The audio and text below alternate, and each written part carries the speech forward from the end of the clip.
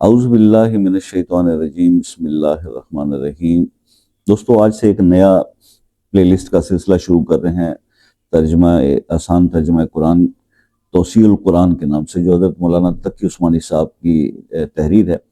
اور ہماری کیا ضرورت کہ ہم اتنے بڑے مفتی تو نہیں، نہ کوئی اتنے قابل آدمی ہیں، لیکن کم از کم اپنے بچوں کے لیے، اپنے ان بہنوں بھائیوں کے لیے جو قرآن اور یا اردو لغت بھی نہیں پڑھنا جانتے، تو ترجمہ نہیں سمجھ سکتے، تو اس رمضان میں کم از کم ہر روز تھوڑا سا قرآن بما ترجمہ اور مختصر تشریح کے اگر آپ سنیں گے تو آپ کو بھی ثواب ہوگا۔ اور اس ثواب کی نیت سے میں بھی اس ویڈیوز کا سلسلہ جو ہے اس کا آغاز کر رہا ہوں۔ تو اس کے سلسلے میں پہلا سبق جو ہے ترجمہ القرآن کے بارے میں، توسیع القرآن کا، وہ یہ ہے کہ سورہ فاتحہ سے ہم سٹارٹ لیں گے۔ اعوذ باللہ من الشیطان الرجیم، بسم اللہ الرحمن الرحیم۔ شروع اللہ کے نام سے جو بہت ہم سب پر مہربان اور بہت ہی زیادہ مہربان ہے۔ الحمدللہ رب العالمین، تمام تعریفیں اللہ کی ہیں جو تمام جہانوں کا پروردگار ہے۔ الرحمن الرحیم، جو سب پر مہربان ہے اور بہت زیادہ مہربان ہے۔ مالک یوم الدین، جو روز جزا کا مالک ہے۔ ایاک نعبد و ایاک نستعین، اے اللہ ہم تیری ہی عبادت کرتے ہیں اور تجھ سے ہی مدد مانگتے ہیں۔ اہدنا الصراط المستقیم، ہمیں سیدھے راستے کی ہدایت عطا فرما۔ صراط الذین انعمت علیہم، ان لوگوں کے راستے کی جن پر تو نے انعام کیا۔ غیر المغضوب علیہم ولا الضالین، اور نہ کہ ان لوگوں کے راستے کی جن پر غضب نازل ہوا، اور نہ ان کے راستے کی جو بھٹکے ہوئے ہیں۔ یہ ہے ترجمہ۔ اب اس کے اندر جو عربی کے قاعدے سے رحمان کے معنی ہے وہ ذات جس کی رحمت بہت وسیع ہو، ایکسٹینسو ہو، ایکسکلوزیو ہو، اور اس کی رحمت کا فائدہ سب کو پہنچتا ہو۔ اور رحیم کے معنی جو ہیں وہ یہ ہے کہ وہ ذات جس کی رحمت جو ہے وہ بہت انٹینسو ہو اور بہت زیادہ ہو، یعنی مکمل طور پر ہو۔ اور اللہ تعالیٰ کی رحمت دنیا میں سب کو پہنچتی ہے، جس میں مومن کافر سب فیضیاب ہو کر رزق پاتے ہیں، کیونکہ اللہ تعالیٰ رب العالمین ہے۔ ٹھیک ہے۔ اور اب رحمان اور رحیم کے جو بظاہر تو اس میں کوئی فرق جو ہے وہ ہوتا نہیں، لیکن یہ ہے کہ رحمان کا ترجمہ سب پر مہربان، اور رحیم کا ترجمہ یوں کیا گیا کہ بہت ہی مہربان۔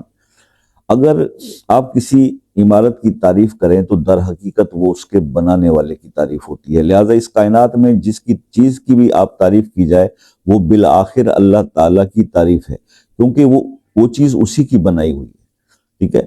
اور تمام جہانوں کا پروردگار کہہ رہا ہے، اسی طرف اشارہ کیا گیا ہے کہ انسانوں کا جہان ہو یا جانوروں یا جمادات کا جہان ہو، نباتات کا ہو، آسمانوں کا جہان ہو، ستاروں کا، سیاروں، فرشتوں، سب کی تخلیق پرورش اللہ تعالیٰ ہی کا کام ہے۔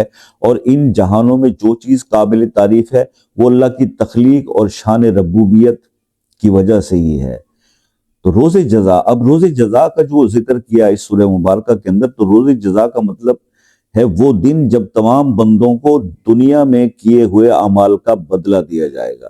اور یوں روز جزا سے پہلے کائنات کی ہر چیز کا اصلی مالک اللہ تعالیٰ ہے، لیکن یہاں خاص طور پر روز جزا کے مالک ہونے کا ذکر اس لیے کیا گیا کہ دنیا میں اللہ تعالیٰ نے انسانوں کو بہت چیزوں کا مالک بنایا، اور یہ ملکیت اگرچہ ناقص ہے، عارضی ہے، تاہم ظاہری صورت کے لحاظ سے ملکیت ہی ہے۔ لیکن قیامت کے دن جب جزا و سزا کا مرحلہ آئے گا تو یہ ناقص اور عارضی ملکیتیں بھی ختم ہو جائیں گی، اور اس وقت ظاہری ملکیت جو ہے وہ اللہ تعالیٰ کے سوا کسی کی نہیں ہوگی۔ یہاں سے بندوں کو اللہ تعالیٰ سے دعا کرنے کا طریقہ سکھایا جا رہا ہے، اور یہ اسی کے ساتھ یہ واضح بھی کیا گیا کہ اللہ تعالیٰ کے سوا کوئی کسی قسم کی عبادت کے لائق نہیں، نیز ہر کام میں حقیقی مدد اللہ ہی سے مانگنی چاہیے، کیونکہ صحیح معنی میں کارساز اس کے سوا کوئی نہیں۔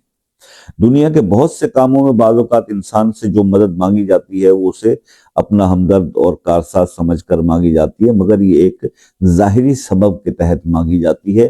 اللہ ہی ہمارا حاجت روا ہے، اور اللہ ہی ہمارا کارساز ہے، اور اللہ ہی ہمارا خالق و مالک اور ہمارا رب ہماری ہر چیز پر قادر، ہماری ہر چیز اللہ کے حکم سے ہوتی ہے۔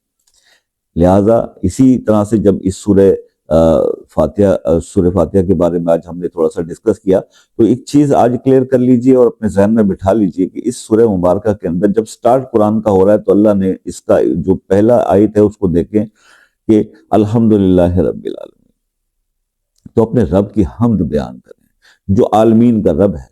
آپ نے ہم نے ہمیشہ دیکھیے، میں نے بہت سے ویڈیوز بہت بنائے نا رزق کے اوپر وظائف آپ کو پتہ ہی بتاتا ہوں۔ میں نے ایک چیز نوٹ کی ہے یار، آپ اللہ کا شکر جو ہے نا وہ بڑھا دیں، آپ اللہ کا شکر بڑھا دیں، اللہ آپ کا رزق بڑھا دیں۔ ہمارے اندر سے شکر گزاری ختم ہو گئی۔ قرآن پڑھیں گے، سمجھیں گے، اپنے آپ کو چینج کریں گے، جب تک ہماری زندگی میں تبدیلی نہیں آئے گی، ہماری ذات کے حوالے سے تبدیلی نہیں آئے گی، ہمارے حالات میں تبدیلی نہیں آئے گی۔ ہم جتنا کھپ لیں، جتنا بھی اپنا وہ زور لگا لیں، ہمارے اندر بہتری اور ہمارے حالات میں بہتری اس وقت آئے گی جب ہم اپنے سدھار کے لیے بہتر کام کریں۔ جزاک اللہ آپ کے سننے کا۔ میں نے کوشش کی کہ مختصر وقت میں ایک سورہ مبارکہ سے آج ابتدا کریں۔ آپ لوگوں کی بہت سپورٹ اور بھرپور تعاون کا شکریہ، اور اسی تعاون کو جاری رکھیے گا۔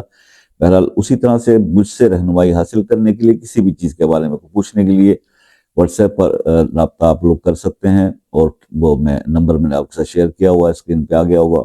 اور باقی یہ ہے کہ کال پہ اگر بات کرنا چاہو تو رمضان میں اب کیا ٹائم آپ کو دوں، بس یہی ہے کہ جو ہے وہ تراویح کے بعد آپ تقریباً 9 سے 11 2 گھنٹے آپ مجھ سے بات کر سکتے ہیں، رات 9 سے 11 بجے تک۔ اس کے لیے آپ میسج کر کے کال کا ٹائم لے لیں تو زیادہ بہتر ہو جائے گا۔ اسی کے ساتھ اپنا بہت سارا خیال رکھیے گا، دعا میں یاد رکھیے گا۔ زندگی رہی تو نیکسٹ سبق کے ساتھ پھر حاضر ہوں گے، تب تک کے لیے اجازت دیجیے۔ اللہ حافظ۔